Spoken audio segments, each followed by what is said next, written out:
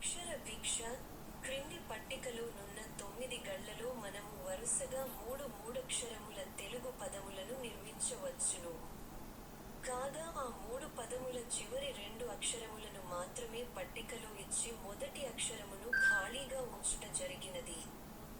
ఖాళీలలో ఉండవలసిన ఆ మొదటి అక్షరములేమిటో పట్టికకు ఇరువైపులా ఉన్న తెలుగు మరియు ఇంగ్లీష్ పదముల ఆధారముల ద్వారా కనుగొని 2 నిముషములలోగా పూరించండి. ఒకవేళ 2 నిముషములలోగా మీరు పూరించలేని ఎడల అటుపై మేము పూరించి సమస్యను పరిష్కరించగలము.